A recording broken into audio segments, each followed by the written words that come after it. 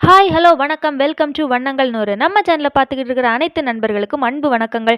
உங்க ஆதரவ நீங்க எங்களுக்கு தரணும்னு நெனச்சா, மறக்காம நம்ம சேனலுக்கு சப்ஸ்கிரைப் பண்ணுங்க. கூடவே பக்கத்துல இருக்கிற பெல் பட்டனையும் கிளிக் பண்ணிக்கோங்க. இன்னைக்கு நாம பார்க்க போறது ரொம்பவே ஈஸியான, ஹெல்தியான ஒரு பிரேக்ஃபாஸ்ட் ரெசிபி தாங்க.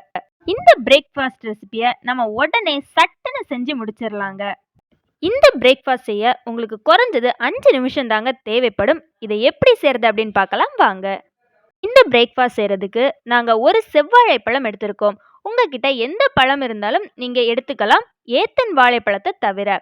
ஒரு முட்டை எடுத்துக்கோங்க. 1/4 கப் அளவிற்கு சர்க்கரை, 1/4 கப் அளவிற்கு ஓட்ஸ், 1/4 கப் அளவுக்கு கோதுமை மாவு எடுத்துக்கலாம். சர்க்கரை, ஓட்ஸ், கோதுமை மாவு மூணுமே ஒரே அளவில் தாங்க எடுக்கணும். முதல்ல இந்த சர்க்கரையும் ஓட்ஸையும் சேர்த்து நம்ம நல்ல பவுடர் பண்ணி எடுத்துக்கலாங்க. உங்களுக்கு ஓட்ஸ் பவுடர் பண்ணாமலே சாப்பிட பிடிக்கும் அப்படின்னா நீங்கள் அப்படியே கூட சேர்த்துக்கலாம், பிரச்சனை கிடையாது. சர்க்கரையும் ஓட்ஸையும் இந்த மாதிரி நல்ல பவுடர் பண்ணதுக்கு அப்புறமா நம்ம எடுத்து வச்சிருந்த கோதுமை மாவையும் இது கூட சேர்த்துக்கலாம். இனி இந்த வாழைப்பழத்தையும் முட்டையையும் சேர்த்து பேஸ்ட் மாதிரி நல்லா அரைச்சி எடுத்துக்கோங்க. அரைக்க வேண்டாம் அப்படின்னு நினச்சிங்கன்னா முட்டையை நல்லா பீட் பண்ணி எடுத்துக்கிட்டு வாழைப்பழத்தை நல்லா மசிச்சு எடுத்துக்கோங்க. நாங்கள் இன்னைக்கு இந்த முட்டையும் வாழைப்பழத்தையும் மிக்சியில் போட்டு தான் நல்லா அரைச்சி எடுத்திருக்கோம்.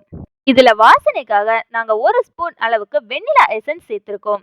உங்களுக்கு வெண்ணிலா எசன்ஸ் சேர்க்க வேண்டாம் அப்படின்னா ஒரு 2 ஏலக்காய் சேர்த்துக்கிட்டா கூட ரொம்பவே வாசனையாக இருக்கும். வெண்ணிலா எசன்ஸ் சேர்த்ததுக்கு அப்புறமா அது இந்த பேஸ்ட் கூட மிக்ஸ் ஆகிறதுக்காக இதையும் சேர்த்து நல்லா பீட் பண்ணி எடுத்துக்கலாம். இனி இதை நாம ஏற்கனவே எடுத்து வச்சிருந்த மாவு கூட சேர்த்துக்கலாம். இனி இது எல்லாத்தையுமே சேர்த்து நம்ம நல்லா கலந்து எடுத்துக்கலாம். நம்ம எடுத்திருந்த வாழைப்பழத்தோட அளவு சின்னதா இருந்து அப்படின்னா கண்டிப்பா நமக்கு தண்ணி தேவைப்படுங்க. அப்படி தண்ணி தேவைப்பட்ட அப்படின்னா 1/4 கப் அளவிற்கு பால் சேர்த்து எடுத்துக்கலாம். மாவு மிக்ஸ் பண்ணி எடுக்கும்போது ரொம்ப தண்ணியாவும் இருக்கக்கூடாது, ரொம்ப கெட்டியாவும் இருக்கக்கூடாதுங்க. ஒரு கரண்டில எடுத்து ஊத்துற அளவுக்கு கொஞ்சம் திக்கா இருந்தாலும் போதும் தான். இந்த பதம் நமக்கு கரெக்டான பதமா இருக்கும். இனி ஒரு தோசை தவாவை நம்ம நல்லா ஹீட் பண்ணி எடுத்துக்கலாம். தவா ஹீட் ஆனதுக்கு அப்புறமா நெய் அல்லது வெண்ணெய் சேர்த்துக்கோங்க. தோசை தவால நெய் அல்லது வெண்ணெயை நல்லா ஸ்ப்ரெட் பண்ணி விட்டதுக்கு அப்புறமா ஒரு கரண்டி எடுத்து தோசை தவால நாம இந்த மாவை ஊற்றி எடுத்துக்கலாம்.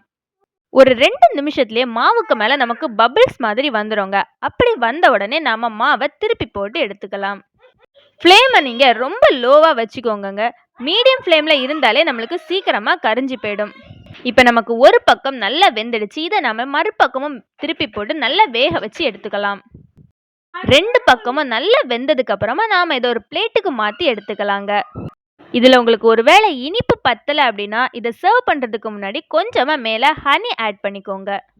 ஒருவேளை உங்ககிட்ட குழிப்பணியார பேன் இருந்துச்சு அப்படின்னா நீங்கள் இதை குழிப்பணியார பேனில் ஊற்றி கூட குழந்தைங்களுக்கு செஞ்சு கொடுக்கலாம்.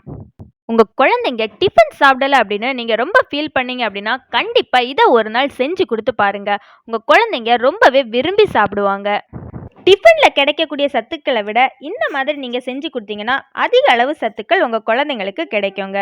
இதை சாப்பிட்றதுக்கும் கேக் மாதிரி ரொம்பவே சாஃப்டாக இருக்கும். உங்கள் குழந்தைங்களுக்கு நீங்கள் 8 மாதத்துலேருந்தே இந்த மாதிரி செஞ்சு கொடுக்க ஆரம்பிச்சிடலாம். இந்த வீடியோ உங்களுக்கு பிடிச்சிருந்ததுன்னா லைக் பண்ணுங்கள். இதை செஞ்சு பார்த்துட்டு உங்கள் குழந்தைங்க எப்படி விரும்பி சாப்பிட்றாங்க அப்படின்னு மறக்காமல் கமெண்டில் சொல்லுங்கள். இது போன்ற வீடியோக்கள் மேலும் பார்க்கணும் அப்படின்னா நம்ம சேனலை சப்ஸ்கிரைப் பண்ணிக்கோங்க.